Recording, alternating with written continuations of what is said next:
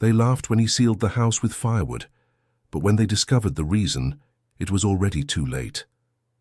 Daniel Robert Thompson had been working non-stop since dawn, stacking log after log around his wooden cabin. The neighbors in the small community of St. Joseph, in the countryside of Vermont, watched from their windows and whispered malicious comments about this strange behavior that had been going on for 3 weeks. It was when Mrs. Dorothy, the closest neighbor, couldn't take it anymore and decided to intervene. She crossed the snow-covered yard and stopped right in front of him as he carried a few more logs in his arms. "Daniel, for God's sake, what kind of madness is this? Are you going to leave only the windows exposed?" she said, gesturing toward the impressive barrier of firewood that already surrounded almost the entire house. Daniel stopped for a moment, wiped the sweat from his brow despite the intense cold, and looked at her with a tired expression. "Mrs. Dorothy, you really wouldn't understand even if I explained," he replied, going back to work. "Understand what? That you've gone completely crazy since Margaret left," insisted the woman, referring to Daniel's wife who had moved to the big city 6 months ago. Daniel felt a pang in his chest upon hearing his wife's name. He knew the whole neighborhood gossiped about the abandonment, about how she had left without any explanation, but the truth was far more painful than any gossip. "It's not that, Mrs. Dorothy, it's just there are things a person needs to protect before it's too late," he murmured, placing another log in the right spot. The woman shook her head and went back home, convinced her neighbor had completely lost his mind. That same afternoon, Daniel received a call he had been waiting for days.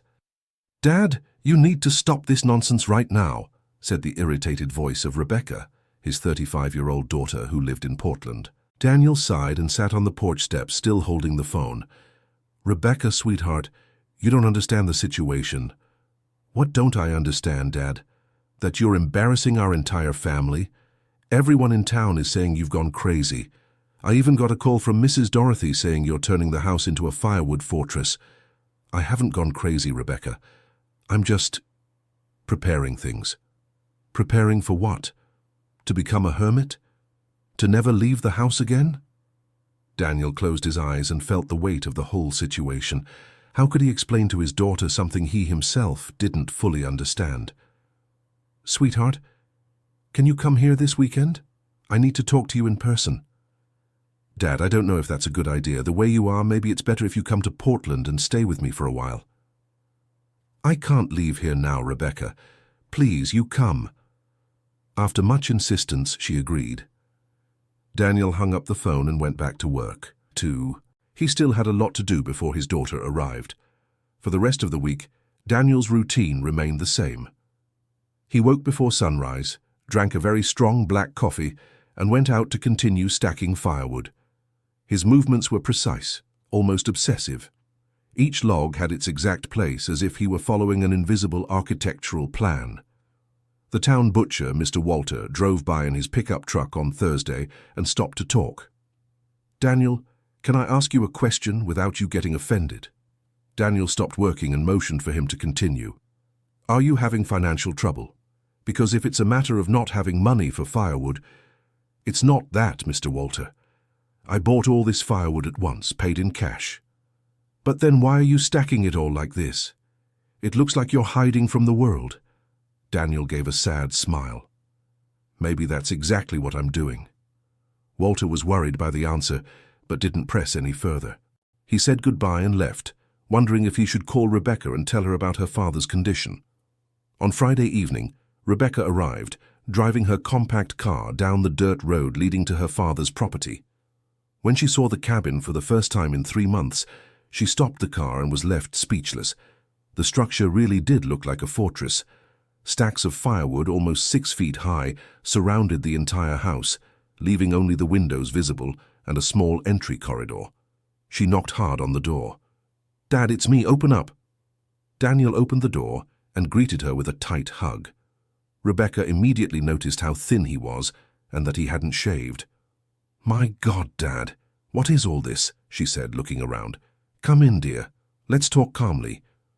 The inside of the house was impeccably clean and organized, which reassured Rebecca a little. At least her father wasn't neglecting personal or household hygiene. Dad, you need to explain to me what's going on, to me. I'm worried. Daniel poured her a coffee and sat at the kitchen table. Rebecca, do you remember when your mother started acting strange? About 2 years before she left? Rebecca felt a tightness in her chest. Her mother's departure was still a painful subject for the whole family. Yes, I remember. She was always confused, forgetting things. She didn't leave because she wanted to, Rebecca. She left because she had no choice anymore. What do you mean by that? Daniel got up and went to the dresser drawer. From there he took out a folder of documents and placed it on the table. Your mother is in a specialized clinic in Minneapolis. She has Alzheimer's, dear. Rebecca felt as if the floor had disappeared beneath her feet. What? Dad, why did you never tell me this? Because she asked me not to. She wanted you to remember her as she was, not as the disease transformed her. But Dad, I had a right to know. I could have helped. And that's exactly why she didn't want you to know. She didn't want to be a burden to you. Rebecca began to cry, feeling a mix of sadness, anger, and relief at finally understanding what had happened. But what does this have to do with all this firewood around the house? Daniel took a deep breath before answering. Because I also have Alzheimer's, dear. And this house, it needs to stay protected. Dear listener, if you're enjoying the story, please take a moment to like and especially subscribe to the channel. It really helps us who are just starting out. Now continuing. Rebecca's world collapsed at that moment.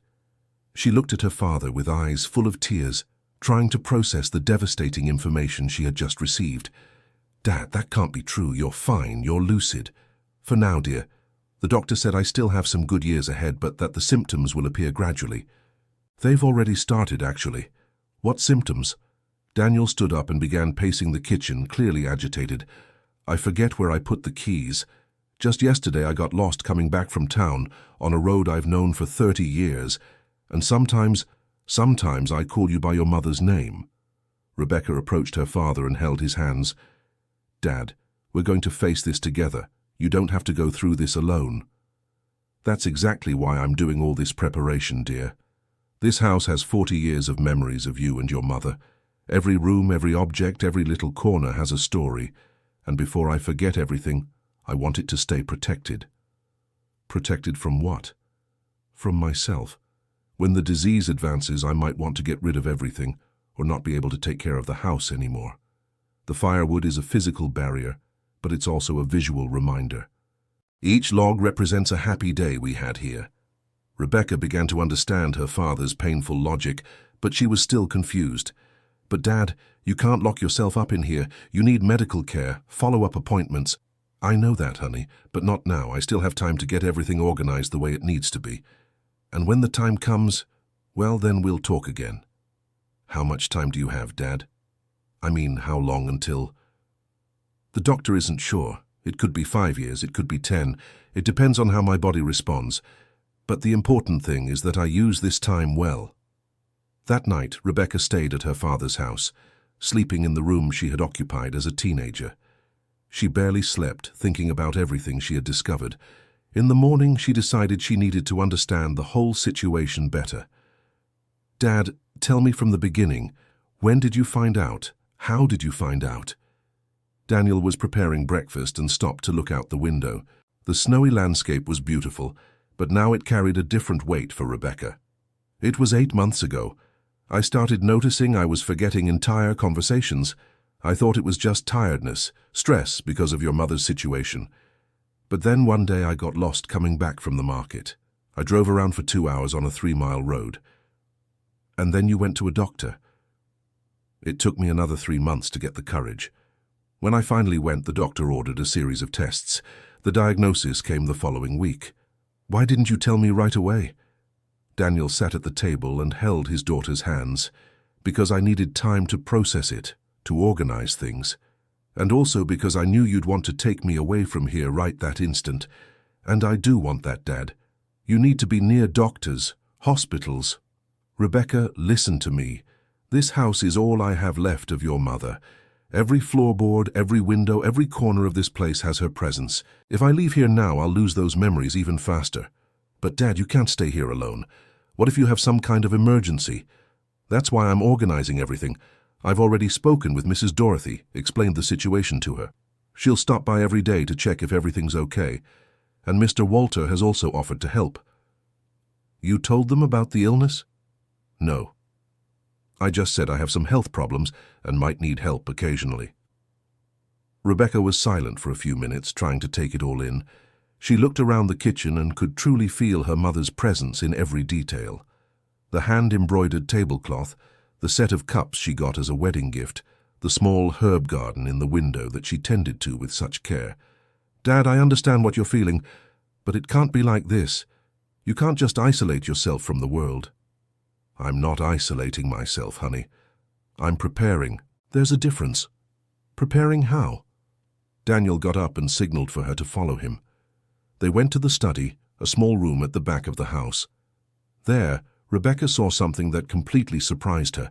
The desk was covered with photo albums organized chronologically, boxes with letters, important documents carefully stored and separated by category. On one wall, there was a large board where Daniel had created a detailed family timeline with photos and notes. Dad, you did all this? I've been doing it for 6 months, ever since I got the diagnosis.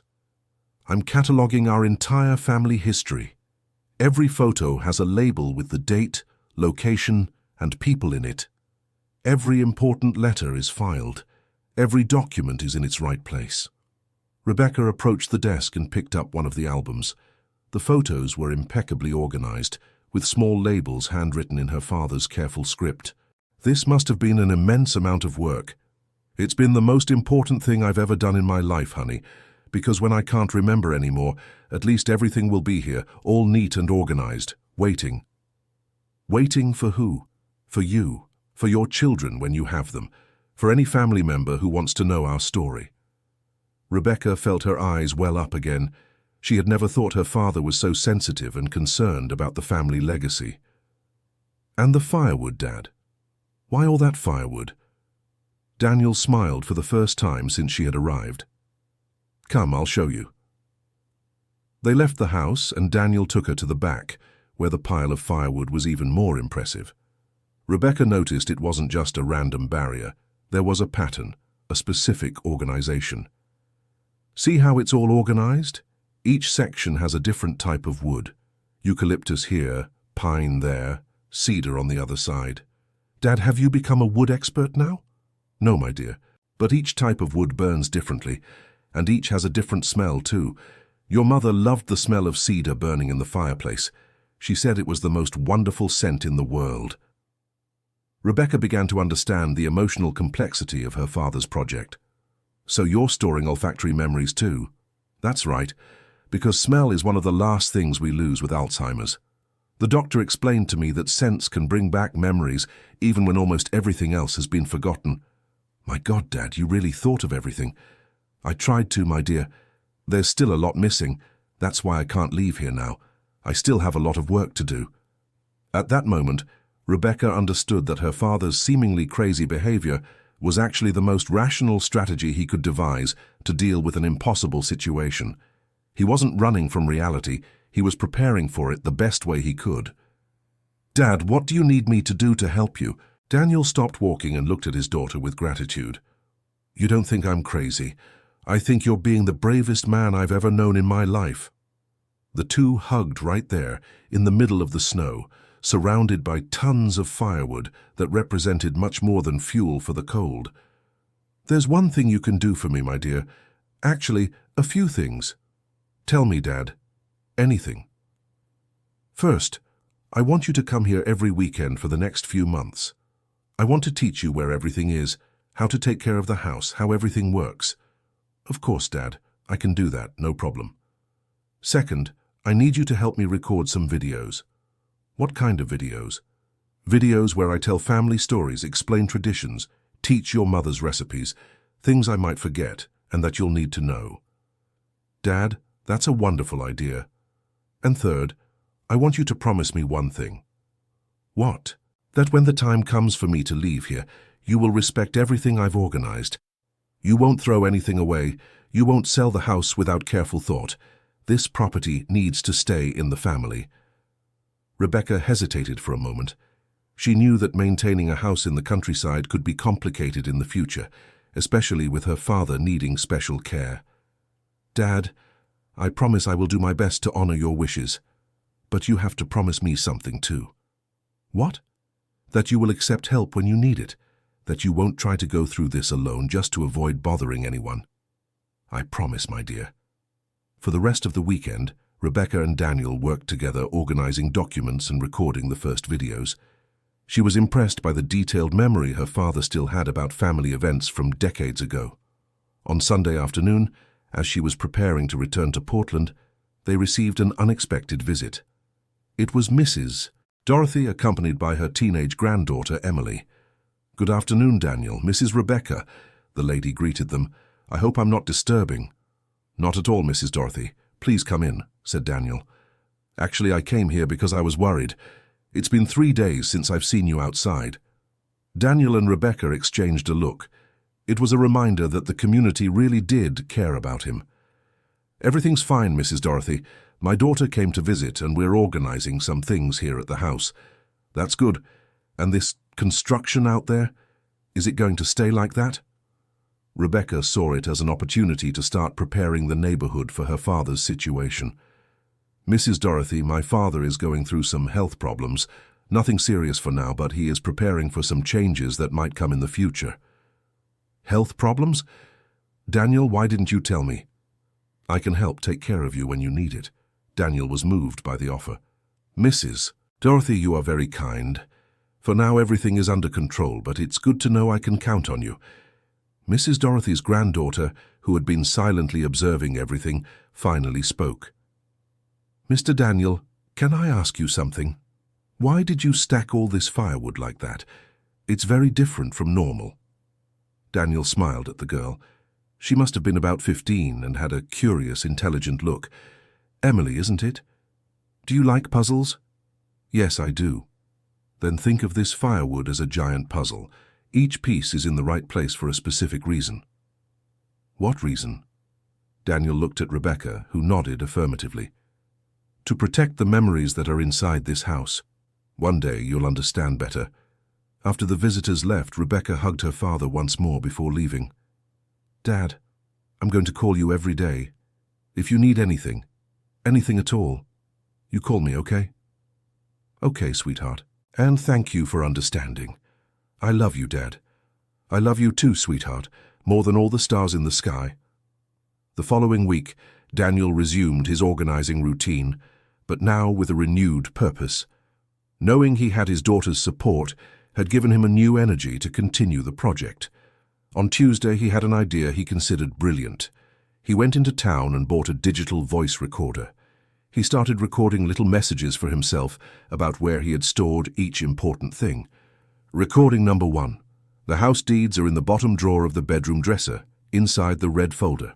The birth certificates are with them. Recording number 2. The shed key hangs on the nail behind the kitchen door, on the left side as you enter. Recording number 3. The will is at the bank, in safe deposit box number 2847. The password is Rebecca's birth date. He spent the whole day making these recordings, creating a voice guide to his own house. It was a way to leave instructions for himself in the future, when he might no longer remember where he had put things. On Thursday, Mr. Walter showed up with an unexpected proposal. "Daniel, can I talk to you?" "Of course, Walter. Come in, have some coffee." "Actually, I came here on business." Daniel was surprised. Walter had never spoken business with him before. "What kind of business?" "A company from Minneapolis approached me. They're interested in buying some properties here in the area. They specifically mentioned yours." Daniel felt a chill in his stomach. "My property is not for sale, Walter." "I know, Daniel, but they offered a very good price. Very good indeed. It would be enough for you to retire comfortably in the city." "What company is it?" "A big construction company. They want to develop a vacation home community here in the area. They say your property has the perfect location." Daniel felt as if he were being attacked at the most vulnerable moment of his life. "Walter, I have no interest in selling. This house is all I have from my family." "Daniel, I understand the sentimental value, but think about it. With that money, you could live in a nice house in the city, close to hospitals, close to your daughter. Walter, with all due respect, but this conversation ends here. My house is not for sale, and it never will be. All right. Don't get mad at me. I was just passing along the message. But they said they'll send a representative to talk directly with you. That won't be necessary. The answer has already been given. After Walter left, Daniel was deeply troubled. The idea of strangers wanting to take from him the house where he had built his entire life was terrifying. Even more so, knowing he might not have the strength to resist in the future, when the illness was more advanced. He immediately called Rebecca and told her about the visit. "Dad, stay calm. They can't force you to sell anything. But what if they come back when I'm not well? What if I forget and end up signing something? Dad, that's not going to happen. When that time comes, I'll be handling your affairs. You won't be alone. Rebecca, I want to make a power of attorney for you this very week." "Dad, are you sure?" "That's a very important decision." "I'm absolutely sure. I need to know that you'll be able to protect this house when I can no longer do it alone." On Friday, Daniel went to the city accompanied by Rebecca, who had taken the day off work. They went to the notary's office and arranged a full power of attorney, giving his daughter the authority to make decisions about the property if he was no longer able to do so. "Dad, are you absolutely sure about this?" "Rebecca, I trust you more than anyone in the world, and now I can sleep peacefully knowing our house is protected." On Saturday morning, while Daniel was working on organizing another section of the firewood, a man in a suit driving an imported car appeared. It was the construction company's representative. "Mr. Daniel Robert Thompson?" asked the man, getting out of the car. "That's me. How can I help you?" "My name is Bruce Anderson, from Pinecrest Construction. I'd like to speak with you about your property." "I already spoke with Mr. Walter. I'm not interested in selling." "Mr. Daniel, you haven't even heard our proposal yet. I can assure you it's a very advantageous offer." "The amount doesn't matter. This house is not for sale." Bruce looked around and saw all the stacked firewood. His expression was one of disdain. "Mr. Daniel, can I speak frankly with you?" "Go ahead." "You're living alone here in the middle of nowhere, in an old house that must be a lot of work to maintain. Wouldn't it be better to live in a city close to medical resources and amenities?" Daniel felt his irritation growing, but tried to stay calm. "Mr. Bruce, I appreciate your concern, but I'm doing just fine here." "And this structure?" said the man, pointing to the firewood. "That's not very practical, is it?" "It's exactly as practical as I need it to be." Bruce realized he wasn't convincing Daniel with the direct approach and changed his strategy. "Mr. Daniel, can I be honest? Our company is going to develop this project one way or another. It would be much better for you to sell now, receiving fair compensation, than to wait for the area's appreciation to force an inevitable change." Daniel felt something threatening in the man's words. "What are you trying to say?" "I'm saying that when our first phase is completed, you'll be surrounded by construction, noise, activity. Your peace and quiet will end regardless. Wouldn't it be smarter to get paid for it? Mr. Bruce, I'm going to ask you to leave my property, and don't come back here." "Mr. Daniel, you're making a mistake. Our offer won't stand forever." "Great, then you don't need to worry about me ever again." After the man left, Daniel became even more determined to protect his property. He called Rebecca and told her about the threatening visit. "Dad, I'm going to speak with a lawyer on Monday. Let's see what they can and cannot do." "Good idea, daughter. I'm starting to think they won't give up easily." "Don't worry, Dad. We will protect our home, I promise." That night, Daniel had trouble sleeping. For the first time since receiving his diagnosis, he felt there were external threats beyond the illness. It was as if the universe were conspiring against him on all fronts. On Sunday morning, Mrs. Dorothy appeared earlier than usual. "Daniel, I need to tell you something. Yesterday afternoon, a man in a suit came by asking about you." "A man in a suit? What do you mean asking about me?" "He wanted to know how long you've lived here, if you have family, if you're in good health. I found it very strange." Daniel felt the situation was getting out of control. "Mrs. Dorothy, if any stranger shows up here asking about me, you can send them away and let me know immediately, okay?" "Okay, Daniel, But what is happening? There's a company wanting to buy my property. I already said I don't want to sell, but they're not respecting my decision. Oh, so that's it. They came to me last week too. What do you mean?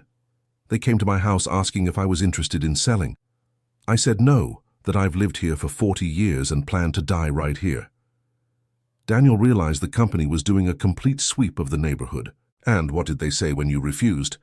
They kept insisting, saying the development of the region was inevitable, that it was better to be part of it than to be run over by it. And what did you answer? That they could develop wherever they wanted, but to leave us in peace. Daniel grew worried. If the company was pressuring all the neighbors, the situation could get even more complicated. Dear listener, if you're enjoying the story, please take a moment to like and especially subscribe to the channel. It helps us a lot as we're just starting out. Now continuing. On Monday, Rebecca went to the law office that handled labor issues for the company where she worked. She explained the situation and asked for guidance on her father's rights. Rebecca, legally your father is completely protected. No one can force him to sell a property he doesn't want to sell, explained attorney David, the lawyer. But what if they keep pressuring, intimidating? That would be a crime, illegal harassment. You can report it if that happens. And if they buy all the surrounding properties and create nuisance situations to force my father out, that would also be a crime. There are laws that protect against that kind of coercion. Rebecca felt calmer but still worried. Attorney, there's one detail I haven't mentioned. My father has a health problem that could affect his decision-making capacity in the future. What kind of problem? Early-stage Alzheimer's. The lawyer paused, thoughtful. That does complicate the situation. How much time does he still have with full lucidity? The doctors aren't sure. It could be years. Rebecca, you need to document his current situation very well. Record statements, get medical evaluations that prove he is lucid now. If in the future someone questions decisions he makes today, you will need to prove he was of sound mind. That's a good idea. I'll talk to him. And about the power of attorney you set up, that was very smart. It will protect his interests when he can no longer protect himself. Rebecca returned home with a plan of action. She called her father and arranged to see him over the weekend to organize all the necessary documentation. Meanwhile, Daniel continued his preparation routine, but now with an added urgency. The external threat had accelerated his sense of priority. On Tuesday, he decided to do something he had been putting off, write a letter to Rebecca explaining everything he had discovered about his own condition and about the feelings it stirred in him. My dear daughter Rebecca, if you are reading this letter, it is because the time has come when I can no longer express myself clearly. I want you to know that these last few months since I found out about the illness have been the most important of my life. Not because the illness is important, but because it forced me to look at everything that truly matters. And what matters, daughter, is the love we built together as a family, the memories we created, the values we passed on to each other. Your mother always said that a house is not made of bricks and wood, but of happy moments that happen inside it. Now I understand what she meant. This house is the physical container of 40 years of love, of arguments that ended in reconciliation, of family Sundays, of Christmas with a full table, of the first step you took right here in the living room. The firewood I am stacking is not just to protect me from the cold, it is to protect all of this from being forgotten. Because even if I forget, the walls of this house will remember, the objects will remember. And when you bring your children here, they will feel the love we lived even without fully understanding. Do not pity me, daughter. Be proud. Because I chose to fight for our family history in the only way I know, by protecting the place where it happened. I love you more than I can express in words. Your father, Daniel. After writing the letter, Daniel felt more at peace. It was as if he had managed to put on paper all the confusing feelings that had been tormenting him. On Wednesday, he had an idea he considered brilliant. He went to town and bought a simple digital camera. He began photographing every room of the house in detail, creating a complete visual record of how everything was organized. The photos were not just documentation, they were a map for the future. If he forgot where he had put something, the photos could help him remember. If Rebecca needed to find something important, she would have a visual guide. He spent 2 whole days photographing everything. Open drawers showing organized contents, shelves with each object in its place, even the insides of cabinets and boxes. On Friday, Rebecca arrived earlier than agreed and found her father organizing a box full of old photographs. "Hi, Dad, what are you doing there?" "What?" "Oh, daughter. Coming early like this, you caught me red-handed. I was organizing our family photos by decades." Rebecca approached and saw that her father had created separate piles, the 80s, the 90s, the 2000s, and so on. "Dad, this must have been an immense amount of work." "It was, but it was worth it. Look at the treasure I found." Daniel showed her a yellowed photo of him, Rebecca's mother and herself at about 6 years old, playing in the snow exactly in the backyard where all the firewood was now stacked. "Dad, I remember that day. It was the first time it snowed heavily since I was born. We stayed outside all afternoon." "You really remember? Your mother made hot chocolate and we stayed on the porch watching you make a snowman." "I do remember, and I got sick afterward because I insisted on staying barefoot in the snow." Daniel smiled at the memory. "Your mother was furious with me because I let you. She said a father can't just be the nice guy, he has to be responsible too." And she was right. She was, as always. Rebecca picked up other photos from the box and became emotional with the discoveries.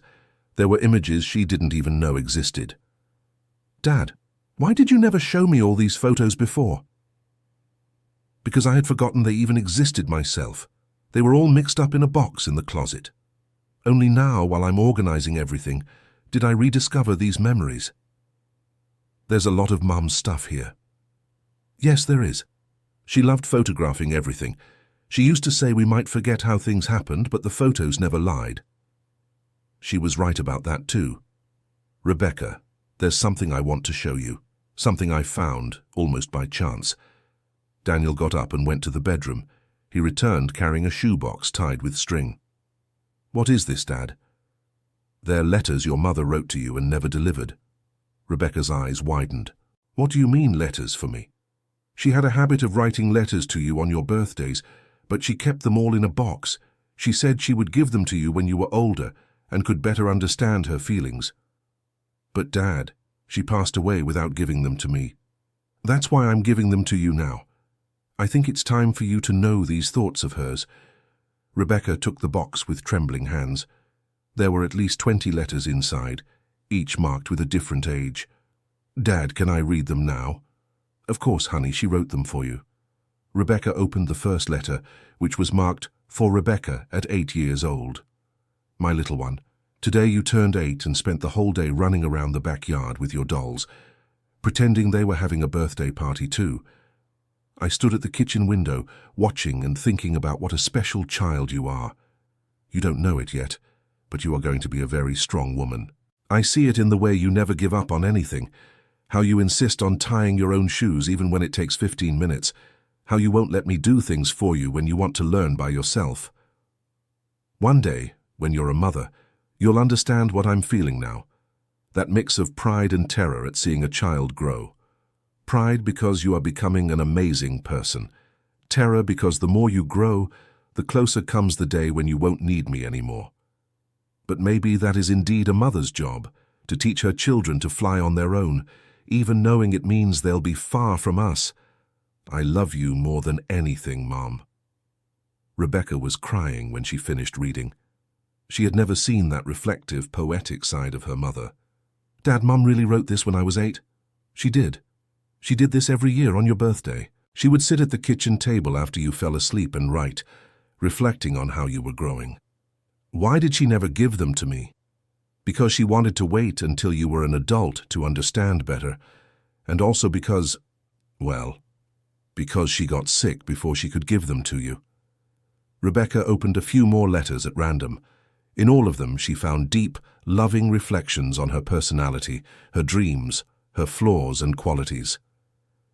"Dad, this is the most valuable gift anyone has ever given me in my life. Your mother would have loved knowing you thought that. Dad, can I ask you a personal question?" "Of course, honey." "Are you afraid? Of the illness? Of the future?" Daniel thought for a moment before answering. Rebecca, I'm not afraid of forgetting. I'm afraid that the people I love will forget me. There's a difference there. What do you mean? If I forget you, at least you will still exist. You will be alive, happy, building your own life. But if you forget me, then it's as if I never really existed at all. Dad, I will never forget you. Never. I know that now, honey. That's why I'm so at peace with all this preparation, because I know our family will keep on living in you. That night, Rebecca stayed up late reading all of her mother's letters. Each one was a new discovery about the thoughts and feelings her mother had kept secret for so many years. On Saturday morning, they went together into town to do some shopping and took the opportunity to speak with the doctor, who was handling Daniel's case. Dr. Richard explained to Rebecca all the details about the progression of the disease and what to expect in the coming years. Rebecca, your father is still at a very early stage. He can maintain a good quality of life for quite a long time, as long as he takes his medication correctly and keeps his mind active. Doctor, all these activities he's doing, organizing the house, cataloging memories, does that help? It helps a great deal. Keeping the mind occupied with complex cognitive tasks can slow the progression of the disease, and what he's doing is exactly that. And how long, doctor? How long does he have before he's no longer himself? Rebecca, that's very difficult to predict. It could be 3 years, it could be 10. Every case is unique. But the important thing is to make the most of the time you have together now. Doctor, is there anything I can do to help? Keep doing what you're already doing. Visit him regularly, keep him socially active, help with the organizing he's doing. All of that is very positive. On the way back home, Rebecca was thoughtful. Dad, what do you most want to do while you're still well? Rebecca, I want to finish organizing our family history. I want to record videos teaching you how to take care of the property. And I want to spend quality time with you, talking, telling stories that I still remember.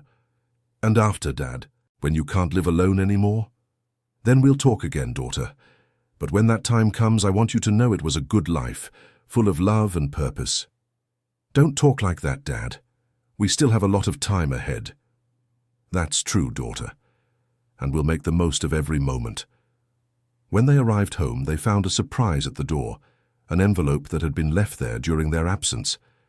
Daniel opened it and read quickly. His face grew tense. What is it, Dad? It's from the construction company. They're making a new offer, and they increased the value by 50%. Dad, is that good news? You mean our property is worth much more than we thought? No, daughter. This is a sign that they're getting desperate, and desperate people can be dangerous. What do you mean? That they must have bought several other properties in the area, and now they need ours to complete the project. If they can't get it the nice way. Dad, they can't do anything to us. Attorney David assured me we are legally protected. Rebecca, these people have a lot of money and a lot of power. They can find ways to pressure us that we can't even imagine. So what are we going to do? We're going to speed up our preparation. And we're going to talk to the neighbors to see if they're being pressured too. On Monday, Daniel decided to have an informal meeting with the closest neighbors, Mrs. Dorothy, Mr. Walter, the Patterson family who lived across the road, and a few other property owners in the area. Everyone, thank you for coming. I wanted to talk to you about this business with the construction company. Mr. Walter was the first to speak. Daniel, I need to be honest with you. I sold my property to them last week. Everyone fell silent. Walter, why didn't you tell me before? Because I knew you'd be angry. But Daniel, they offered 3 times more than I thought my land was worth. It's impossible to refuse. Daniel felt as if he had been betrayed by a friend. And now, Walter, are they going to start building right next to my house? Not immediately. They bought several properties, but the project will be developed in phases. Mrs. Dorothy intervened. Walter, you did what you thought was best for you, but I want you all to know that I am not going to sell my property. I was born here and I plan to die here. The Patterson family also spoke up. We don't intend to sell either. We built our lives here. Daniel felt a bit relieved to know that at least some neighbors would resist the pressure.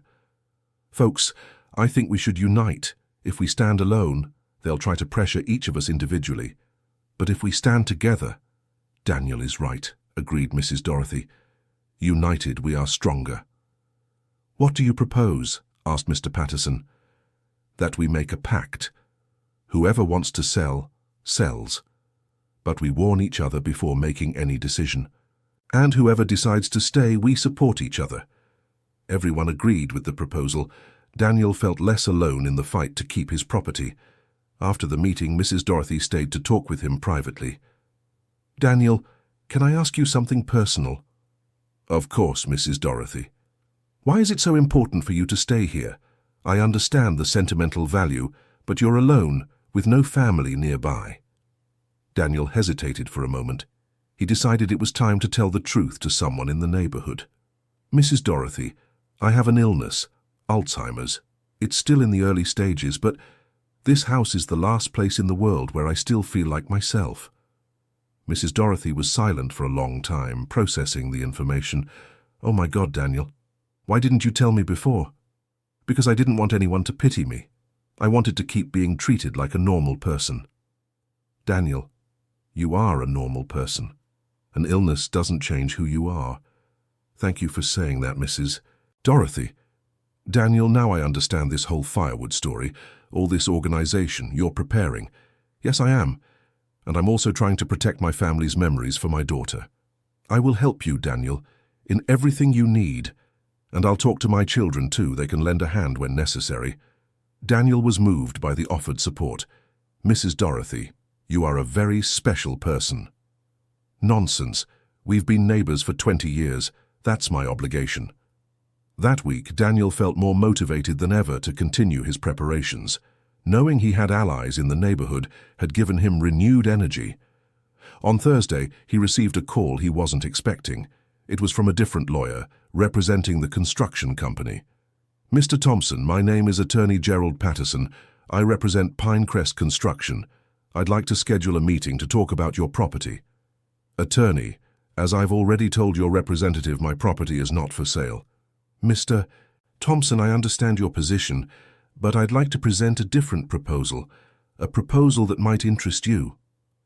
"What kind of proposal?" "I'd prefer to talk in person. Can I come by tomorrow morning?" Daniel hesitated. Part of him wanted to simply refuse, but another part was curious to know what they had in mind. "All right, but I won't change my mind. I understand perfectly. Until tomorrow, then." Daniel immediately called Rebecca and told her about the call. "Dad, you shouldn't have agreed to talk with them." "Daughter, it's better to know what they're planning than to be in the dark." "Dad, I'll take the morning off and I'll be there when he arrives." "You don't need to, daughter. I can handle this alone." "Dad, no way. You're not going to face these guys alone. I'll be there." On Friday morning, Rebecca arrived early at her father's house. At 10 o'clock sharp, Attorney Gerald appeared driving a black BMW. "Mr. Thompson, Mrs. Rebecca," greeted the lawyer, shaking both their hands. "Attorney, let's talk on the porch," said Daniel. "Perfect. Mr. Thompson, first I want you to know that our company recognizes your right to remain on your property for as long as you wish." Daniel and Rebecca exchanged glances, surprised by the respectful tone.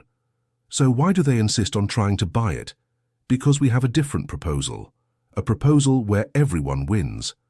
"What kind of proposal is that?" asked Rebecca. "Our company would like to purchase your property, but on the condition that you can remain here for the rest of your life." "How so?" asked Daniel. "It's simple. We buy the property at market value, but you continue living here without paying rent, without worrying about maintenance, and when you no longer need the house, it definitively passes to us." Rebecca felt there was something suspicious about the proposal.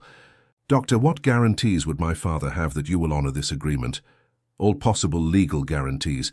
A contract registered with a notary, funds in a blocked account, everything very transparent." "And if my father changes his mind and wants to sell to someone else in the future?"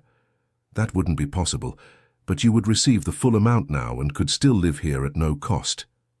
Daniel was trying to understand all the implications of the proposal. "Doctor, May I ask why you would make such an offer? Wouldn't it be simpler to wait for me to die and buy it from my daughter?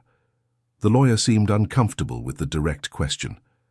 Mr. Thompson, our company needs to ensure that all the land necessary for the project is under our legal control.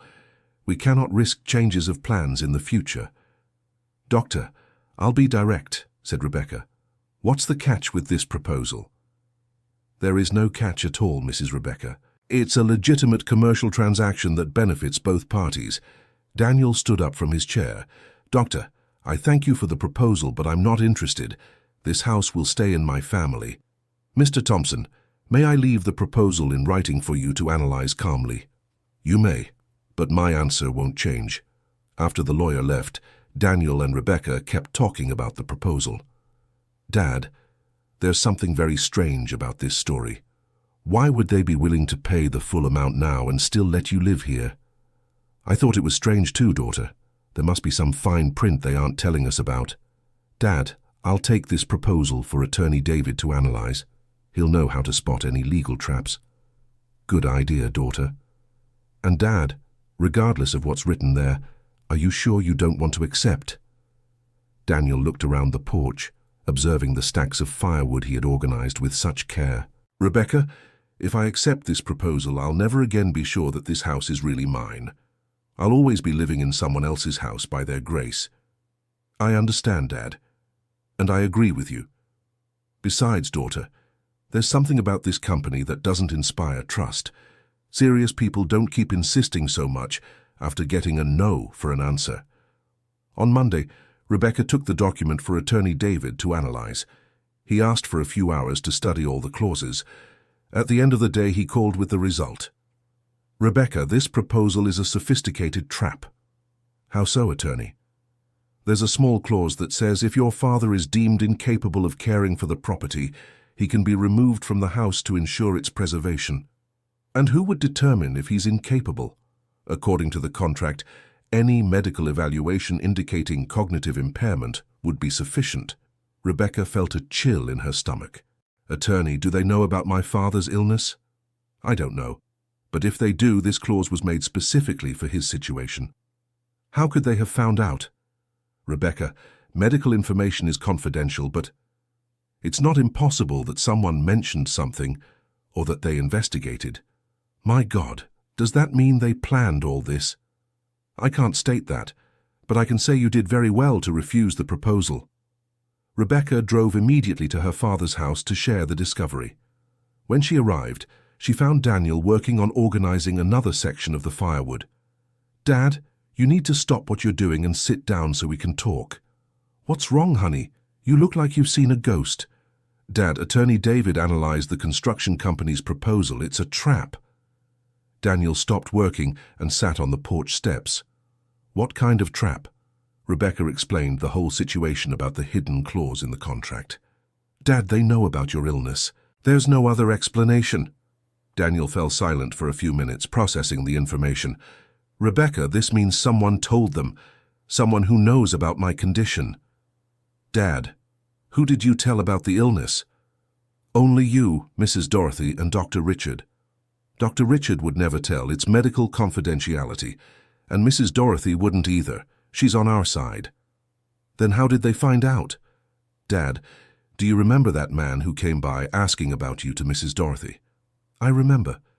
It could be that they investigated you somehow, or that someone in town mentioned something. Daniel felt invaded and violated. Rebecca, these people have no limits. Dad, we're going to have to be even more careful. And maybe it's time we think about more defensive strategies. What kind of strategies? I don't know yet, but we have to protect ourselves better. That night, Daniel had trouble sleeping.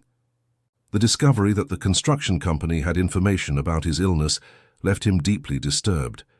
It was as if his most intimate privacy had been invaded. On Tuesday morning, Mrs. Dorothy appeared earlier than usual. Daniel, something strange happened last night. What was it, Mrs. Dorothy? There was a car parked on the road right in front of your property for over an hour. It was a dark car with tinted windows. Daniel felt a chill. Did you see who it was? I couldn't see, but when I went out on the porch to get a better look, they left in a hurry. Mrs. Dorothy, I think they're watching me. Daniel, this is very serious. You should file a police report. No, Mrs. Dorothy, not for now. But I want you to stay alert. If you see anything strange, let me know immediately. All right. And Daniel, you shouldn't be alone here. Do you want me to ask my sons to drive by here more often? No need to bother your family, but I appreciate the concern. For the rest of the week, Daniel noticed some strange events. Cars driving very slowly down the road, always at the same time. A pickup truck parked on the other side of the woods, as if observing the property. Phones ringing at unusual hours and hanging up when he answered. On Friday, he decided to call Rebecca and tell her about the happenings. Dad, this is going too far. I'll call Attorney David and see what we can do legally. Honey, I'm not sure about anything. It might be my paranoia because of all this stress. Dad, even if it's paranoia, it's better to be safe. They've already shown they don't respect your privacy. You're right. What do you think we should do? First, I'm going to install a camera system on the property. Second, I'll talk to Attorney David about preventive legal measures. Cameras, Rebecca? Isn't that a bit over the top? Dad, they know intimate details of your medical life. I don't think it's overkill to protect ourselves. On Saturday, Rebecca arrived accompanied by a technician who installed small, discrete cameras at strategic points on the property. Dad, now you'll be able to monitor any suspicious movement. The footage is recorded and you can access it via computer or cell phone. Rebecca, this feels like a spy movie. Dad, I hope it's our paranoia, but if it's not, at least we'll be prepared. And how much did all this cost? Dad, don't worry about that. What matters is your safety. On Sunday night, the cameras recorded exactly what Daniel had suspected. A dark car stopped for 40 minutes on the road, clearly watching the property. Rebecca, did you see the footage? Yes, I did, Dad. On Monday, I'll go with you to file a police report. Do you think that will solve it? Maybe not completely, but at least it's on record. If something more serious happens, we'll already have a police history. Monday morning, Daniel and Rebecca went to the St. Joseph police station. The sheriff received them attentively. Mr. Daniel, the situation you're reporting is concerning. Unfortunately, observation is not a crime, but we'll record everything to create a history. Sheriff, is there anything we can do to protect ourselves legally? Asked Rebecca. You can request a protective order. If we can prove there is intimidation or a threat, we can order them to stay away from the property. How do we prove intimidation? With the footage you brought is already a start. If there are direct approaches, threatening calls, anything of that sort, you document it and bring it here. All right, Sheriff. Thank you. On Tuesday night, Daniel was organizing some boxes in the shed when he heard noise outside. He went out to check and saw a flashlight moving near the property fence. Hey, who's there? Shouted Daniel. The flashlight went off immediately and he heard footsteps running. Daniel's heart was racing. For the first time since this whole situation began, he felt real fear. Not for the property, but for his own physical safety. He immediately called Rebecca. Daughter, there's someone on my property. I just saw a person with a flashlight tampering with the fence. Dad, are you okay? Are you safe? I'm inside the house now, everything locked. Dad, call the police, now. Do you think they'll come for this? Dad, trespassing is a crime. Call now. Daniel called 911 and explained the situation. In 20 minutes, a patrol car appeared at the property. The officers did a complete sweep around the house, but found no one. However, they discovered something concerning. Mr. Daniel, someone cut part of your back fence. Cut it? Yes. They made an opening where a person can easily pass through. Daniel became even more frightened. Officer, what do you think this means? It could be reconnaissance, someone testing access to your property, or it could be they were planning to enter, but you scared them off. And now what do I do? Sir, the best thing is to repair the fence tomorrow itself and keep the cameras on. If anything strange happens, call us immediately. After the police left, Daniel called Rebecca again. Daughter, I think I'm in real danger. Dad, do you want me to come there now? I can be there in 2 hours. No, daughter, it's too dangerous for you to drive now at night. But tomorrow, I think we need to seriously talk about some changes. Dad, are you thinking of leaving the house? I don't know, Rebecca. I don't know what to think anymore. Dad, I'll be there early tomorrow. We'll figure this out together.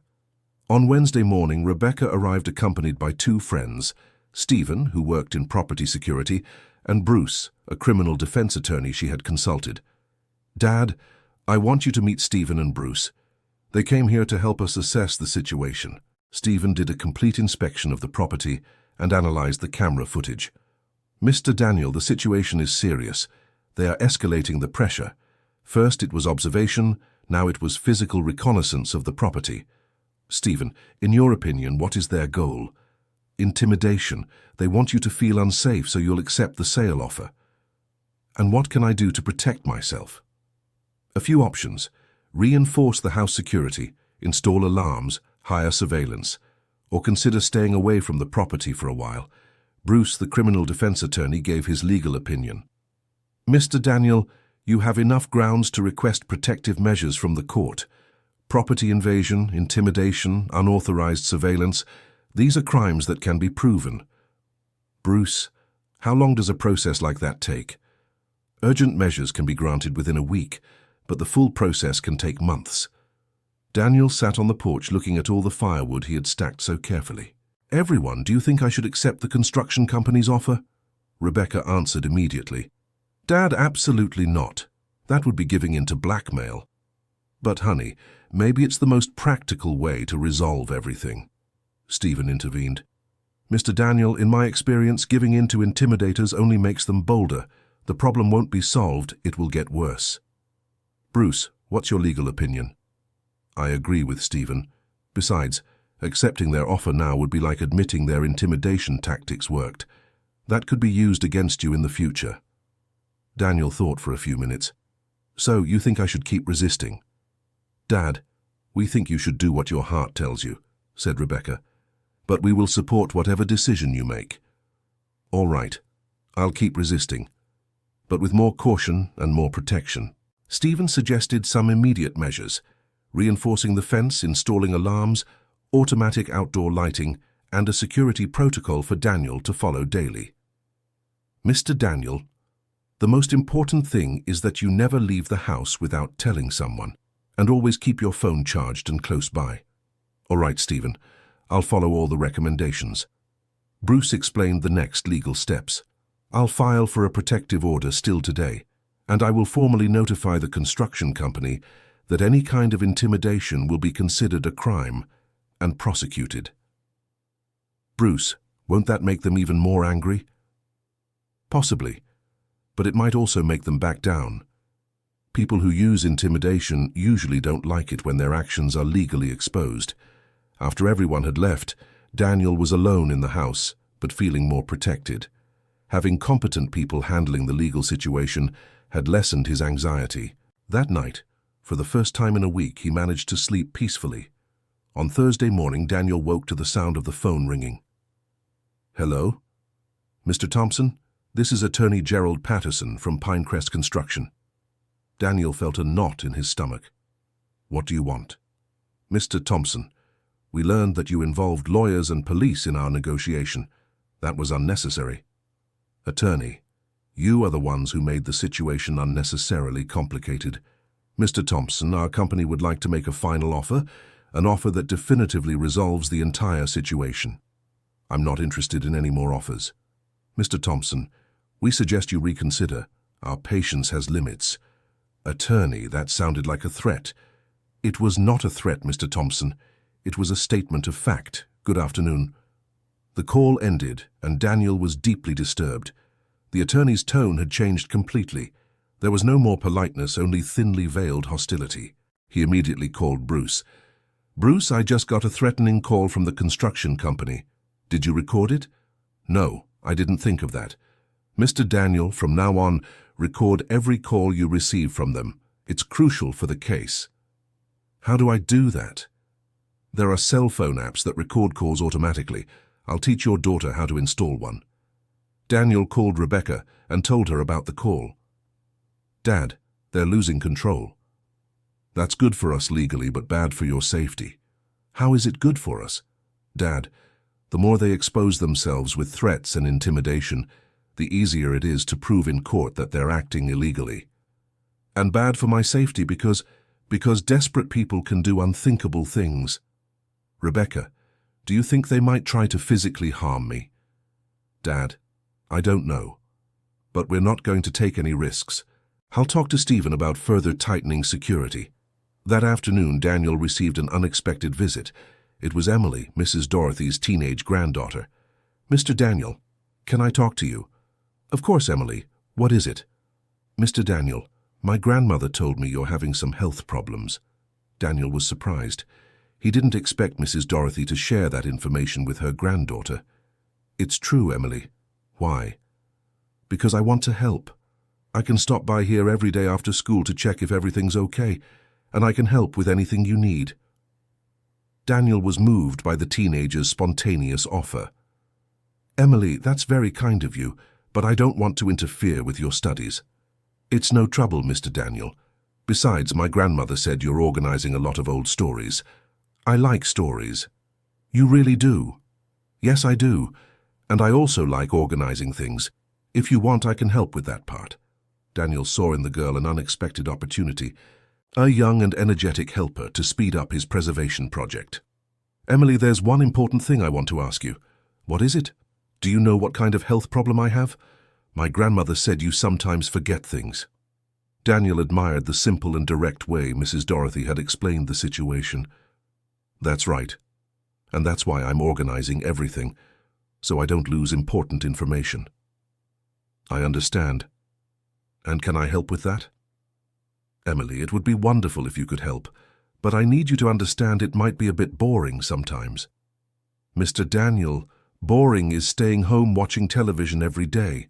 Working with family stories must be interesting. Then it's settled. Can you start tomorrow after school? Yes, I can. Dear listener, if you're enjoying the story, please take a moment to like and especially subscribe to the channel. It really helps us who are just starting out. Now continuing. On Friday afternoon, Emily showed up at Daniel's house carrying a backpack full of school supplies. Mr. Daniel, I brought notebooks, pens, labels, everything you might need to organize. Daniel was impressed with the girl's preparedness.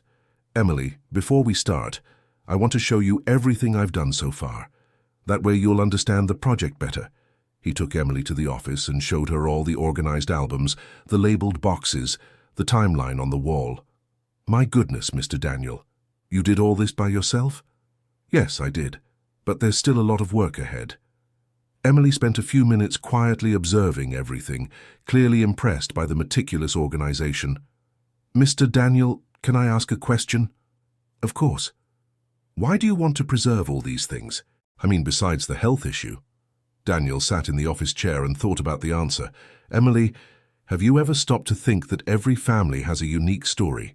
Things that only happen to those specific people, in that specific place, at that specific time? Yes, I have thought about that. Well then, if nobody keeps these stories, they simply disappear forever, as if they never happened. I understand. It's like keeping a treasure. Exactly. It's a treasure that isn't worth money but is worth something much more important. What? It's worth identity. It's worth roots. It's worth knowing where we came from and who the people were who came before us. Emily nodded her head, showing surprising maturity for her age. Mr. Daniel, what can I do to help? First, I want to teach you how I organize the photos. Each one needs to have a date, location, people present, and event. Okay. Second, I want you to help me digitize some important documents. That way they're preserved forever, even if the originals get damaged. Do you have a scanner? No, but I can photograph them with a digital camera. The quality is good. Mr. Daniel, I have a better idea. The school has a very good scanner. I can ask the teacher to let me use it. You would do that? Of course. Besides, I can teach you how to use a computer better. That way you can organize everything digitally too. Daniel was amazed by the girl's initiative.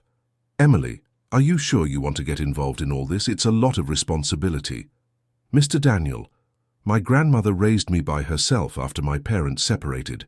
She always taught me that helping people is the most important thing there is. Your grandmother is a very wise person. She is, and she likes you very much. She says you're one of the most polite and kindest people she knows. Daniel was moved to hear Mrs. Dorothy's opinion. Emily, then let's work together on this project. But there's one condition. What? Your studies always come first. If I notice this is interfering with your schoolwork, we stop immediately. Deal. During the next 2 hours, Daniel taught Emily the entire organizational system he had developed. The girl absorbed information with impressive speed and even started suggesting improvements. Mr. Daniel, what if we made a master list of all the boxes and folders? That would make it easier to find things later. Excellent idea, Emily. I hadn't thought of that. And another thing. Have you thought about making copies of everything? Leave one copy at your daughter's house, another here. I hadn't thought of that either. You're very smart. My grandmother always says a young mind thinks differently, but not necessarily better. It's good when you combine experience with new ideas. Daniel was delighted with the partnership. Emily brought to the project not only youthful energy, but also an organizational perspective he hadn't considered. On Saturday morning, Rebecca arrived for her weekly visit and found Daniel and Emily working intently in the office. Hi, Dad. Who's your helper? Rebecca, this is Emily, Mrs. Dorothy's granddaughter. She's helping me with the organization. Hi, Emily. Very nice to meet you. It's great that you're helping my dad. Hi, Mrs. Rebecca. Your dad is very organized. I'm learning a lot from him. Rebecca watched them work together for a few minutes and noticed how her father seemed more lively and energetic. Dad, can I talk to you alone for a minute? Of course, honey. They went to the kitchen. Dad, are you sure it's good to involve a child in this situation, with all the problems we're facing?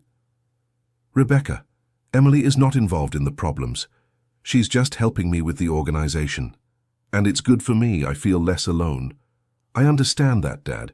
I just want to make sure we're not putting her at risk. Honey, she only comes here after school for a few hours, and we work here inside, with everything locked. All right, Dad. If you think it's safe. Rebecca, having Emily here gives me hope. It makes me feel like this project will continue even when I can't do it anymore. What do you mean? She's learning the whole organizational system. If one day I forget how it works, she'll remember. Rebecca understood the wisdom of her father's strategy. Dad, you're creating a kind of human backup for the project. Exactly. And Emily has an incredible memory. She's already memorized where everything is. That's wonderful, Dad. When they returned to the office, Emily was comparing two very similar photos. Mr. Daniel, were these two photos taken in the same place? Daniel came closer to look. Yes, they were, Emily, but with a few years' difference. How do you know? See this tree in the background? In this photo it's small, in this one it's already big. Oh, I see. The photos tell the story of the places too, not just the people. That's right, Emily. You're understanding perfectly. Mrs. Rebecca, can I ask you something? Of course, Emily. What was your mother like? In the photos, she looks very kind. Rebecca was touched by the question. She was indeed very kind, and very careful with the family. I think my father inherited that from her. She's the one who taught your father to be so organized. Actually, it was the opposite. My father taught her, but she's the one who taught him to be affectionate. Emily smiled. They were a good pair. They really were, said Daniel, with a nostalgic smile. For the rest of the weekend, Daniel, Rebecca, and Emily worked together on the project.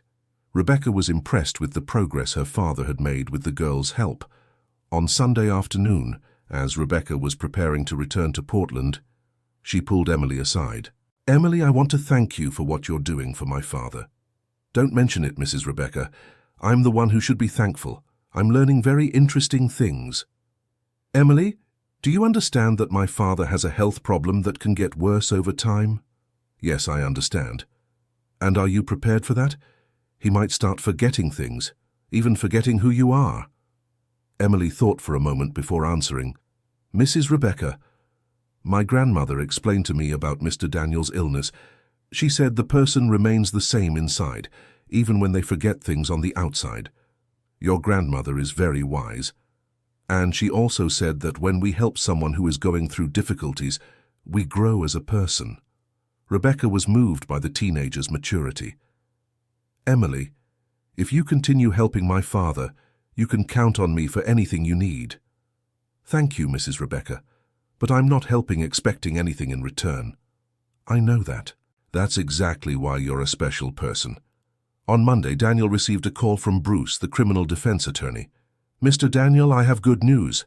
The protective order was granted. What does that mean? It means the construction company is officially prohibited from approaching your property or making any kind of intimidating contact. If they violate it, they can be arrested. And have they been notified? They were notified yesterday. From now on, any approach from them will be considered a crime of contempt of court. Daniel felt relieved but still cautious. Bruce, do you think this will solve the problem? It should reduce the pressure a lot. Big companies usually respect court decisions because they have a lot to lose. And if they don't respect it, then their situation becomes very complicated. The crime of contempt can result in the arrest of those responsible. Daniel hung up the phone feeling safer. For the first time in weeks, he thought maybe he could go back to focusing only on the family organization project. That afternoon, Emily arrived with some news. Mr. Daniel, I talked to my teacher about our project. She was very interested. Interested how? She said family memory preservation is a very important topic, and she asked if you would accept giving a talk at the school about it. Daniel was surprised. Emily, I'm not a teacher. I wouldn't know how to give a talk. Mr. Daniel, you wouldn't need to teach a class, just talk about what you're doing and why. The other students would love to hear it. You really think so? I'm sure. And the teacher said that many students have grandparents and great-grandparents with interesting stories but never thought about preserving them. Daniel considered the idea. Sharing his methods with other families could be a way to multiply the project's impact. Emily, I'll think about your teacher's proposal. It's an interesting idea. And there's another thing, Mr. Daniel. What? The teacher said the school has equipment to digitize old documents. If you'd like, we can take some things to get them professionally digitized. That would be wonderful, Emily. Some documents here are very old and fragile. So can I tell her you agreed? Yes, you can, but let's start slowly with just a few documents to see how it works. On Tuesday, Daniel was organizing a box of old letters when he found something that surprised him. A letter he himself had written to his wife when she began showing the first symptoms of Alzheimer's. He read the letter in silence and was moved by his own words from years ago. My dearest Margaret, I know you're frightened by the forgetfulness that's been happening. I know you're afraid of what it might mean. But I want you to know one thing. No matter what happens, my love for you won't diminish one bit. You've always been the strongest person I've known. And you'll continue to be strong, even if you need help remembering things. I will be your eyes when you can't see clearly, your memory when you can't remember, your arms when you feel weak. We'll face this together, as we've faced everything in our life. And in the end, what will matter isn't what we forget, but the love we've built. I love you forever, Daniel. He remembered writing that letter on a sleepless night, right after they received Margaret's diagnosis. At the time, he thought he was being strong and optimistic. Now, facing the same illness, he understood he was just being human. The irony of the situation hit him with full force. He was living exactly what he had promised his wife, but in the opposite situation. Daniel put the letter away with special care. It was a document that linked his past to his present in a way both painful and beautiful. When Emily arrived that afternoon, she noticed Daniel was more thoughtful than usual. Mr. Daniel, did something happen? Emily, I found a letter I wrote a few years ago. It made me think about many things. Do you want to share? Sometimes talking helps. Daniel was touched by the girl's emotional maturity. Emily, have you ever thought about how the words we wrote in the past can teach us in the present? Yes, I have.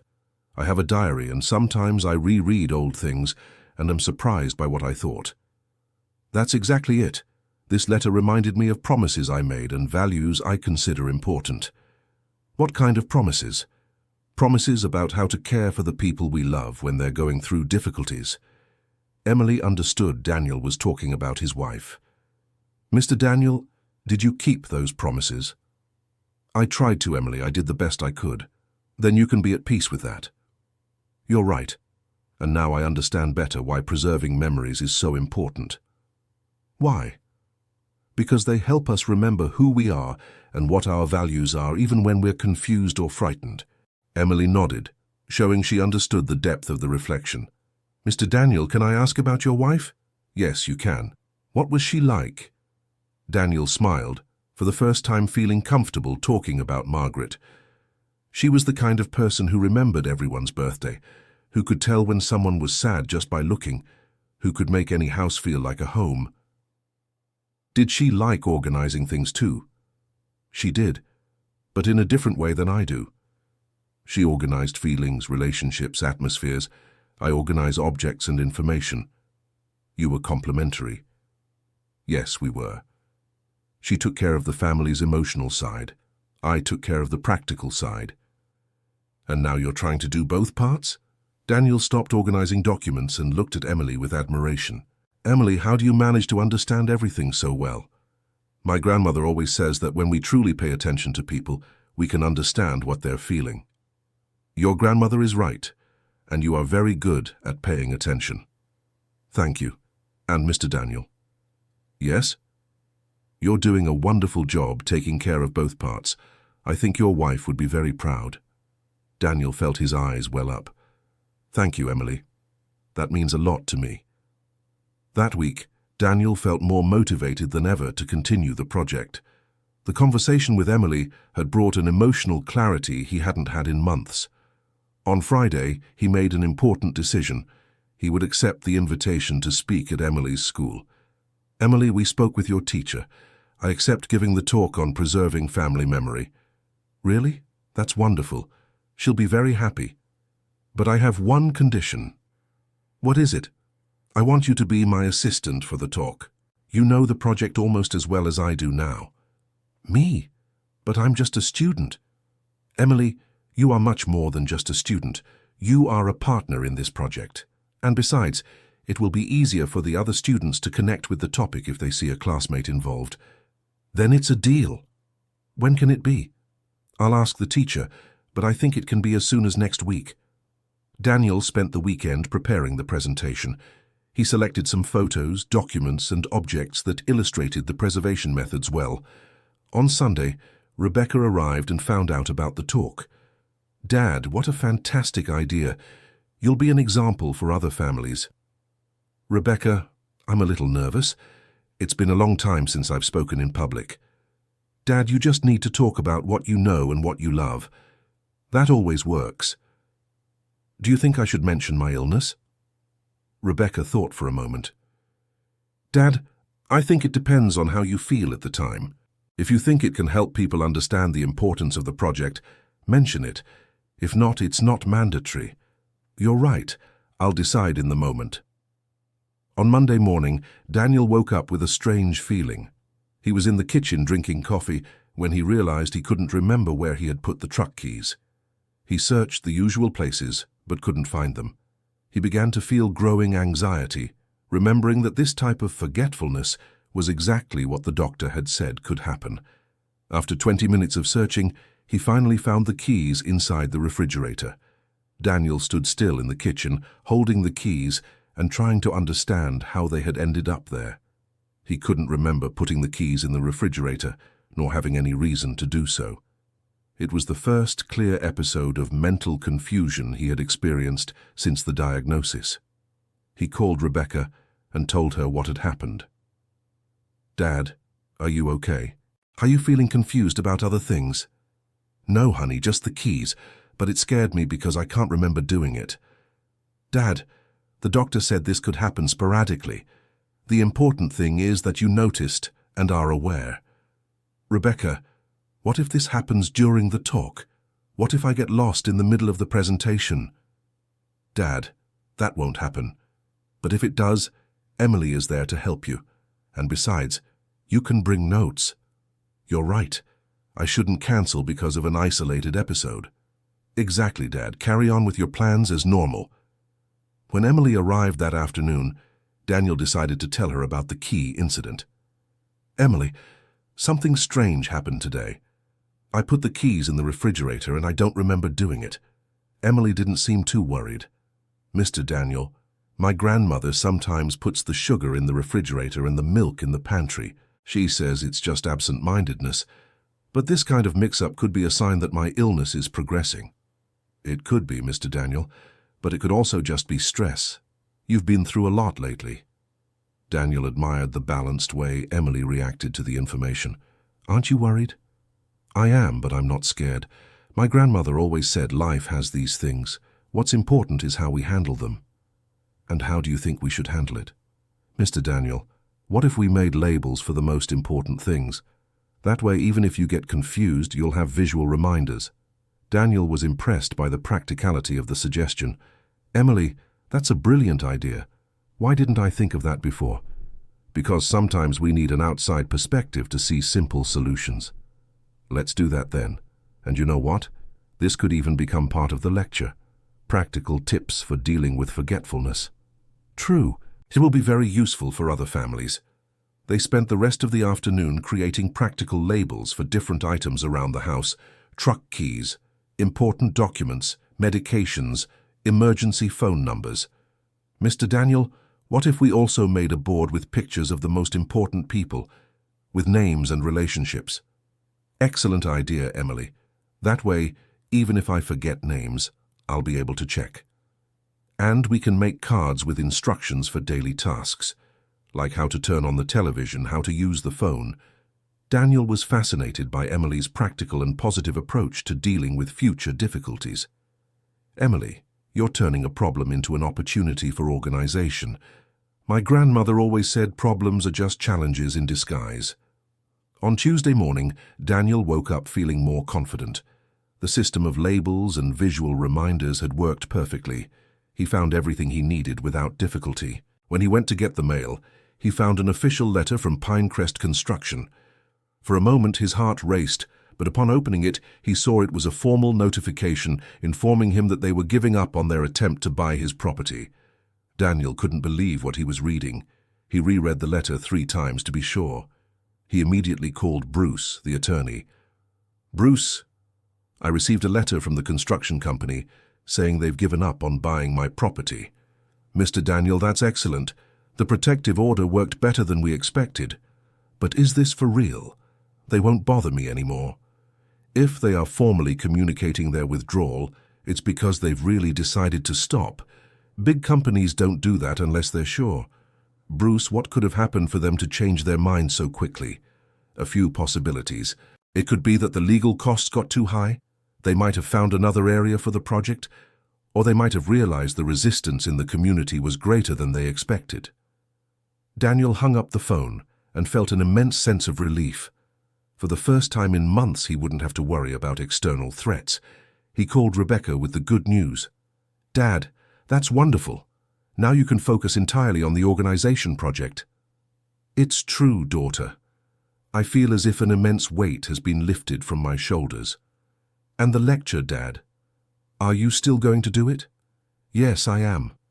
Now even more motivated, because I know our home is protected and the project will be able to continue. When Emily arrived that afternoon and heard the news, she was thrilled with joy. Mr. Daniel, how wonderful. Now we can work in peace.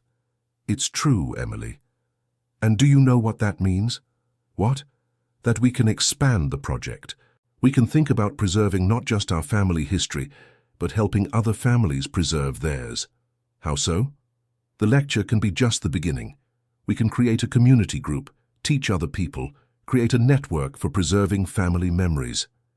Emily was excited by the idea. Mr. Daniel, that would be incredible. Imagine how many beautiful stories are out there waiting to be preserved. Exactly. And you could be the young coordinator of the project. Me? But I don't know enough yet. Emily, you know more about organizing family memories than most adults I know, and besides, you have something I don't have anymore. What? A lot of time ahead to carry this project forward. Emily understood the depth of what Daniel was proposing. He was passing the baton to a new generation. Mr. Daniel, it would be an honor to continue this work. Then it's decided. Let's turn our experience into a bigger mission. On Wednesday, Daniel and Emily went to the school together for the lecture. Daniel was nervous, but Emily reassured him. "Mr. Daniel, remember, you're going to talk about what you love most in the world. That always works out." The room was full. Besides the students from Emily's class, other students and even some teachers came to watch. Daniel began by talking about how he discovered the importance of preserving family memories without specifically mentioning his illness. He talked about the organized photos, his wife's letters, the family timeline. The students were fascinated when he showed concrete examples, old photos, historical documents, objects with stories. "Who here has heard interesting stories from their grandparents or parents?" asked Daniel. Almost everyone raised their hand. "And who has already recorded those stories or written them down somewhere?" Only 2 students raised their hands. "That's it," said Daniel. "We hear the stories, but we don't save them. And when the people who told those stories are no longer here, the stories die with them." A student raised her hand. "Mr. Daniel, how do we preserve the stories without being boring to our family members?" "Excellent question. Emily, would you like to answer that?" Emily stood up and spoke naturally. "I discovered that the secret is to ask specific questions. Instead of asking, 'Tell me a story,' ask, 'What was school like when you were a child?' Or, 'What was the happiest day of your life?'" "Very good, Emily," said Daniel. "And you can record the conversations on your phone, take pictures of important objects, make a list of the most memorable events." A student asked, "And what if the family hasn't saved anything important? What if there are no old photos?" Daniel answered, "Every family has something important, even if it's simple. It could be a special recipe, a song someone liked, a story of how the parents met. What's important isn't having expensive treasures, it's valuing what exists." The lecture lasted an hour, and the students asked many interesting questions. At the end, the teacher made a comment. "Mr. Daniel, I'd like to propose something. How about we turn this into a school project?" "How so?" "Each student could do a small project to preserve their own family's memories. And at the end of the semester, we'd have an exhibition with everything." Daniel was enthusiastic about the idea. "Teacher, that would be wonderful, and Emily could coordinate, since she has practical experience." "Emily, would you be up for it?" Emily was radiant. "Of course. It would be a dream to coordinate a project like that." "Then it's decided. We'll make a school project for preserving family memories." Leaving the school, Daniel was euphoric. "Emily, did you see how interested the students were?" "I did. And the best part is that each one will preserve their own family's history. Imagine how many memories are going to be saved. Emily, I think we've found our life's mission." "What do you mean?" "We're going to dedicate our time to helping families preserve their stories. It's something that does good for everyone, and will keep making a difference for generations." "Mr. Daniel, this is so much more important than I imagined when I started helping." "It's true. We started by organizing my house, and now we're organizing the memory of an entire community." On Friday, Daniel received an unexpected phone call. It was from a journalist at the local newspaper. "Mr. Thompson, we heard about your family memory preservation project. We'd like to do a story." Daniel was surprised. "How did you hear about it?" "The school principal mentioned it to us. She said it was a very interesting initiative and could inspire other people." "I don't know if I want to be in the newspaper, Mr. Thompson. It would be a way to encourage other families in the region. Family memory preservation is very important for a community's cultural identity." Daniel thought for a few minutes. "Can I talk to my daughter and give you an answer tomorrow?" "Of course, no problem." Daniel called Rebecca and told her about the invitation. "Dad, I think it's a good idea. Your experience could help many families. You don't think it will attract too much attention?" "Dad, what kind of bad attention could this attract? You're doing something beautiful and positive." "That's true, and it might encourage other people to value their family stories." "Exactly. And Dad, after everything we went through with the construction company, it's time to have positive and constructive experiences again." Daniel called the journalist back and agreed to do the interview. On Saturday morning, The journalist arrived accompanied by a photographer. Daniel received them on the porch, with the impressive stacks of firewood in the background. "Mr. Thompson, first I'd like you to tell me how this whole project started." Daniel told the story from the beginning, explaining the importance of preserving family memories, about the organizing work, about the partnership with Emily. "And all this firewood around the house? Is that also part of the project?" Daniel smiled. It was the first time someone asked about the firewood in a curious way, not a critical one. The firewood is physical and symbolic protection. Physical protection because it keeps the house warm during the harsh winters. Symbolic because it represents my determination to protect the memories that are inside this house. And how did the community react initially to this, let's say, different visual strategy? "At first they thought I had gone crazy," said Daniel, laughing. "But after they understood the reason, they started to support it." "Mr. Thompson, may I ask why this project became so urgent for you?" Daniel hesitated. It was the question he knew would come, but he still hadn't decided how to answer. "Because life is fragile, and memories are even more fragile. At any moment we can lose the ability to preserve our family history. It's better to do it while we can." The journalist sensed there was something deeper in the answer, but respected Daniel's discretion. "And what are the future plans for the project?" "We want to create a community network for preserving family memories, teach other people, organize exhibitions, create a historical archive for the region." "And Emily, the young partner in the project? Emily is the future of this initiative. She has the energy and the perspective the project needs to grow."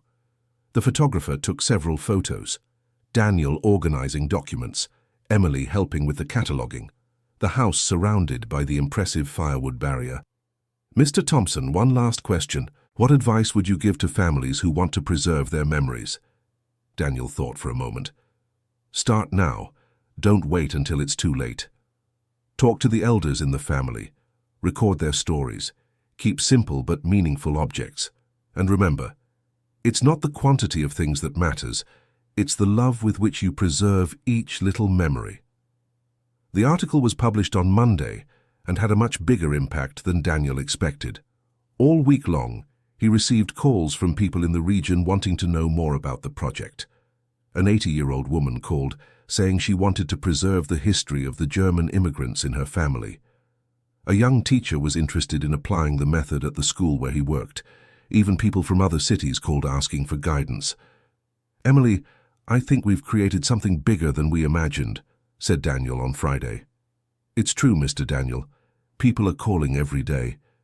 I think the time has come to organize this properly. How about we create an official group?" "What kind of group?" "A group for preserving family memories of St. Joseph, with monthly meetings, workshops, collaborative projects. That would be wonderful. And where would we hold the meetings?"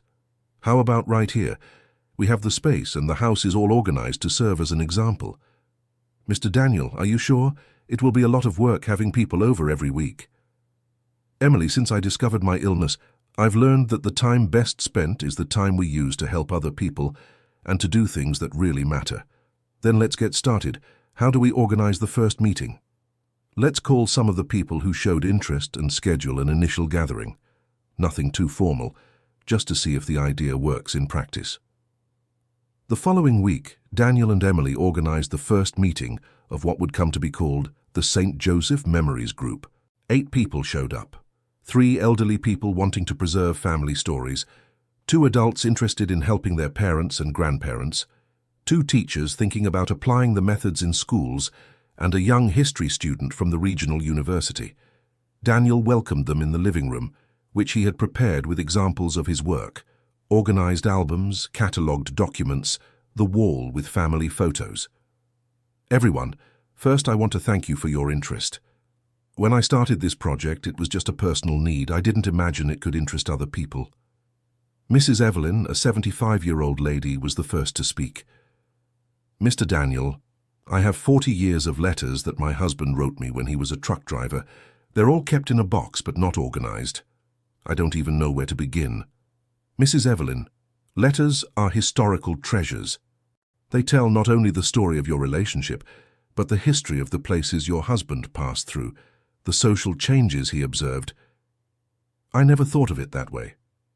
Emily interjected, Mrs. Evelyn, how about if we organize the letters by year first? That way you can see the evolution of the writing, the feelings, the subjects. Good idea, dear. Would you help me?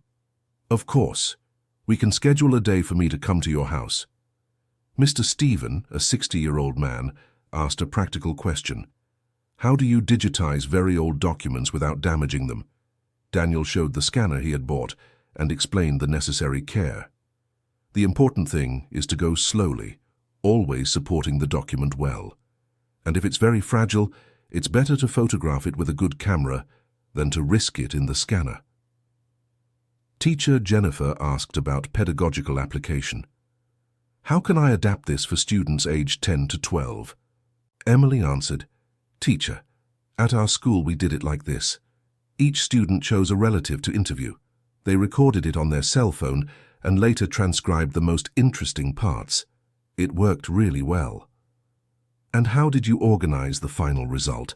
We made a wall display with old photos and excerpts from the interviews, and each family received a digital copy of all their students' material. The meeting lasted 3 hours, and everyone left excited about possibilities for their own projects. They scheduled to meet again in a month to share results. Emily, what did you think? Incredible, Mr. Daniel. Each person has a different situation, but everyone has valuable memories to preserve. And the best part is that now they have a support network. They can help each other. True. Mrs. Evelyn already arranged to help Mr. Stephen with the old photos, and he's going to help her with the digitization. That's what I wanted, Emily. To create a community where people help each other, preserve their stories. 1 month later, the group's second meeting surprised Daniel and Emily. 15 people showed up, including the original 8 who brought friends and family. Mrs. Evelyn brought her husband's letters organized into beautiful albums with small notes providing context for each period. Everyone, look what I discovered while organizing the letters, she said, moved. My husband traveled all the major highways of the United States in the 70s and 80s. He described the construction of the Transcontinental Highway, talked about the changes in cities. This isn't just our history, it's the country's history. Mr. Stephen brought an impressive project. He had digitized over 200 old photos and created a 20-minute documentary about Italian immigration in the region. I discovered my family arrived here around the same time as 5 other families, and they all faced very similar hardships.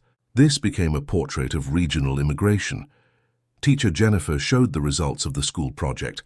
The children got so excited that parents started looking for documents they didn't even know they had. One family found birth certificates from 1890. Emily presented her contribution. I'm creating a blog where all the families in the group can share their discoveries. That way, those who live far away can also participate and learn. Daniel watched everything with a sense of accomplishment he hadn't felt in a long time. The project had grown far beyond his original expectations. Everyone, I'm going to share something personal with you, said Daniel, gathering courage to speak about his situation. What motivated me to start this project was discovering I have early-stage Alzheimer's. I knew I had limited time to organize my family's memories. The group fell silent, processing the information. But you all taught me that preserving memories isn't about the fear of forgetting. It's about love for what we remember. It's about valuing our roots and passing that on. Mrs. Evelyn approached and held Daniel's hand. Mr. Daniel, you've turned a personal difficulty into a blessing for our whole community. It's true, agreed Mr. Stephen. What you're doing will continue helping families for many years. And we will continue the work, said Emily. No matter what happens, this project has a life of its own now. Daniel felt deeply moved. He had achieved something he didn't think was possible, transforming his personal struggle into a collective mission. Thank you, everyone. You've helped me understand that preserving memories isn't just about saving the past. It's about building the future based on what we've learned. The meeting ended with the group deciding to formalize. They created simple bylaws, set monthly meetings, and established partnerships with local schools and institutions. Daniel left the meeting knowing he had created something bigger than himself. The project now had an independent life, and would continue growing even when he could no longer participate actively. In the following months, the St. Joseph Memories Group became a regional reference. Newspapers from other cities ran stories, universities sent students to research their methods, and families from neighboring towns started similar groups. Daniel continued attending the meetings, but gradually passed the leadership to Emily and other younger members. He knew it was important to make this transition while he was still fully aware. One day, while organizing old papers, Daniel found the original premise he had written when he began the whole project. "Protect my family's memories before it's too late." He smiled as he read it. He had achieved much more than protecting his own memories. He had created a network that protected the memories of dozens of families, and even more importantly, he had taught other people to value their own stories. The house surrounded by firewood, which was once a reason for the neighbors' mockery, was now a symbol of determination and family love. People came from far away just to see the house of the man who saved his family's memories. But Daniel knew that the true legacy was not in the firewood, nor in the house, nor even in the organized documents. The true legacy was in the people who had learned to value their own stories and who now taught other people to do the same. End of story. Now tell me what you thought of this touching story. Were you moved by Daniel and Emily's journey? What most caught your attention about the transformation from a personal project into a community movement? Leave your honest opinion about this family preservation story in the comments. If you liked it, don't forget to leave your like and subscribe to the channel so you don't miss other inspiring stories like this one.